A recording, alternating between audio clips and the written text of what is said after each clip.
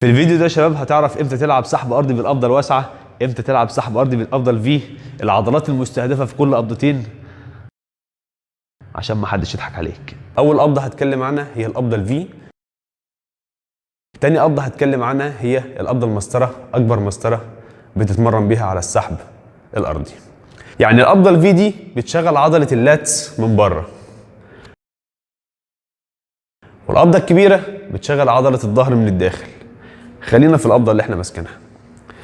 القبضه الفي بتشغل عضله اللاتس من الخارج زي ما قلنا، وخاصه لو عملت التمرين بالطريقه والشكل اللي انا هقول لك تتمرن بيه. وانا مركب القبضه الفي على جهاز السحب الارضي، اسحب فين؟ اسحب على صدري من فوق هنا ولا اسحب على اسفل البطن؟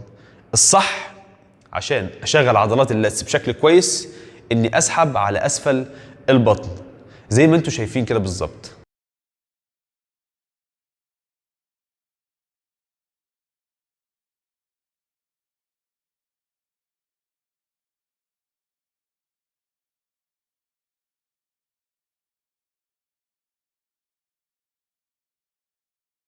تاني حاجة هتكلم عنها وهي وضعية الكوع. وضعية الكوع هنا مهمة جدا جدا، وزاوية كوعي مع جسمي تبقى شكلها ايه؟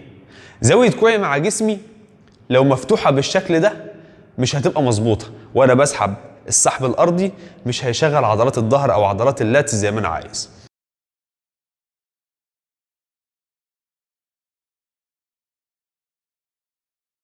طيب زاوية الكوع تبقى ازاي؟ زاوية الكوع تبقى بالشكل ده، انا بسحب كوعي مش لازق فيا ولا بعيد عني، كوعي بعيد عني بقيمة قبضة علشان اشغل اللاتس بالشكل المظبوط. زي ما انتم شايفين يا شباب الفرق كبير جدا بين الطريقة الصح والطريقة الغلط للسحب الارضي بالقبضة الفي. زاوية الكوع مختلفة تماما، العضلات اللي شغالة، مكان سحب القبضة فين بالظبط، الوضعية الصحيحة زي ما قلنا كوعي بعيد عن جسمي بقيمة قبضة تقريبا. نيجي للقبضة الواسعة على السحب الأرضي. القبضة الواسعة على جهاز السحب الأرضي هي من أفضل القبضات اللي تقدر تستهدف بيها العضلات الداخلية للظهر وعضلة الكتف الخلفي. وانت بتحط الوزن في جهاز السحب الأرضي حاول ان الوزن يكون متوسط او فوق المتوسط، لان هنا احنا بنحاول او بنهتم انك تقفل لوحين الكتف على بعض عشان تركز على عضلات الظهر الداخلية والكتف الخلفي. زاوية الكوع، تالت حاجة زاوية الكوع. وهنا التركاية وهنا الفرق ما بين التمرينتين بقى، ما بين السحب الأرضي بالقبضة الفي وما بين السحب الأرضي بالقبضة الواسعة. زاوية الكوع بالنسبة للجسم في القبضة الواسعة بتبقى 45 درجة عن الجسم. أنا كده عامل الزاوية 90 وكده الزاوية 45 درجة في التمرين.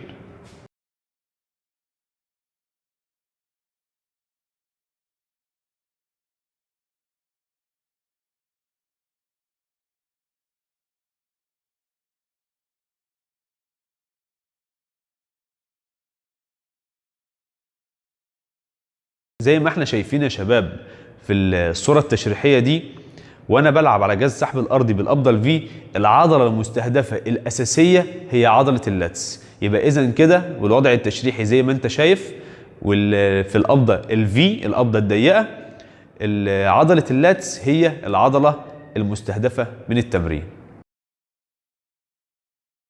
زي ما احنا شايفين يا شباب الوضع التشريحي لجهاز السحب الارضي بالقبضه الواسعه، العضلات المستهدفه هنا هي عضله الكتف الخلفي وعضلات منتصف الظهر. عضله اللاتس شغاله ولكن مش التركيز الاكبر عليها، او مش هي هدفي ان انا اطورها وانا بستخدم القبضه